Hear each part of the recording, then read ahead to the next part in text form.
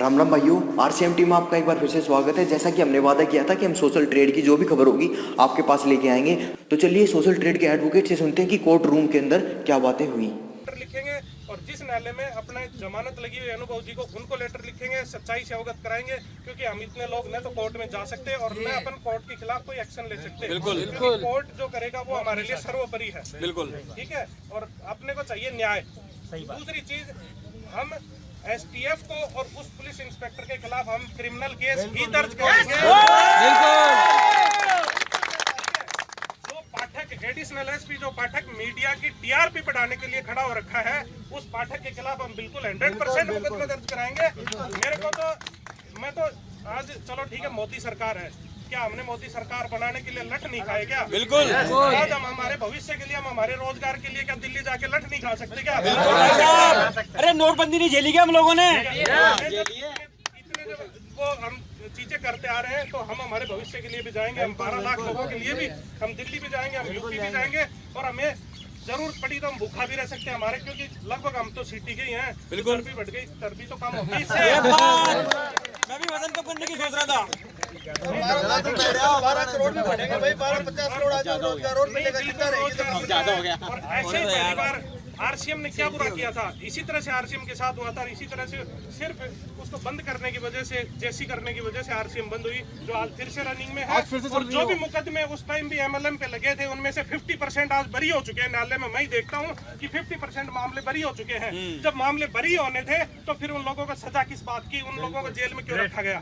सीधी सी बात है, ये सिर्फ सरकारें करती हैं, किसी की रंजिश हो जाती है और किसी की कुछ हो जाती है। इसी तरह से वहां से भी ये रंजिश है, 100% रंजिश है कि पुलिस को पैसा नहीं पहुंचा। सीधी सी बात, पुलिस को पैसा नहीं पहुंचा, 90%। इसके अलावा और कोई मामला नहीं है। एक इंस्पेक्टर होता है, वो ठीक है, हमें समझ में आता है, जब तक वो अपनी पावर का इस्तेमाल करता है सब चीजें समझ में आती हैं।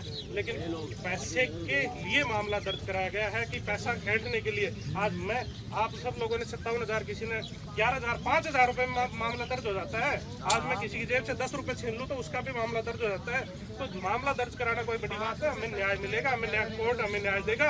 लेकिन जिन लोगों ने एक्शन लिया है, जिन लोगों ने हमारे को आज रोड के ऊपर ला दिया ना, उस एसटीएफ के खिलाफ हम बिल्कुल एक्शन लेंगे। और हम जहाँ तक भी है, एक तो सब लोग यहाँ से लेटर लिख करके मुख्य सचिव को, मुख्य न्यायाधीश को और अपने जो जज साहब हैं जिनके यहाँ पे बेल लगी हुई है, उनको अपने को अवगत कराना है। बिल्कुल। ये लेटर अभी अच्छा सर, आप इतने फैक्स करो पीएमओ में कि वहाँ कागज खत्म हो जाए। बहुत बढ़िया। इतने फैक्स करो कि कागज खत्म हो जाए वहाँ पे, उन लोगों को भी ये समझ में आए कि हाँ कहीं ना कहीं गलत हो रहा है। सोशल मीडिया के थ्रू नहीं कर सकते। जब भी कोई मुकदमा दर्ज होता है, अरेस्टिंग होती है, तो अरेस्टिंग के बाद में कोर्ट में पेश किया जाता है। ठीक है, अगर एसटीएफ सही होती तो कम से कम 2-3 दिन का पीसी रिमांड तो लेती। बिल्कुल भाई, आप सब लोग समझदार हैं। अगर मैंने अपराध कर दिया तो पूछताछ के लिए पीसी रिमांड मारना पीटना नहीं होता है। वो पूछताछ के लिए न्यायालय से रिमांड मांगा जाता है जब व्यक्ति की गिरफ्तारी हो जाती है। ठीक है, न्यायालय से इसलिए रिमांड मांगा जाता है कि साहब हमारी इन्वेस्टिगेशन पेंडिंग है, हम इनसे कुछ पूछताछ और करना चाहते हैं। उनको सुबह 6 बजे गिरफ्तार किया, शाम को 3 बजे कोर्ट में पेश किया, जेसी भेज दिया। रिमांड क्यों नहीं मांगा? अगर एसटीएफ एक दिन में जांच कर ली, अगर एक दिन में इतनी जबरदस्त जांच करने वाला कोई अधिकारी है, तो फिर इसका मतलब वो फेक है, उसकी जांच में गलत है। अगर 4 घंटे में कोई किसी चीज का कंक्लूजन निकाल देना, तो फिर हमारे न्यायालय की जरूरत ही कहाँ आ गई? ठीक है, तो सीधी सी बात यह है कि फिर क्या होता है कि जब वहाँ से कोर्ट ने आदेश किया होगा 14 दिन की न्यायिक अभिरक्षण भेजने का, तो 2 तारीख की अरेस्टिंग है, तो 14 दिन होते हैं, 16 तारीख को।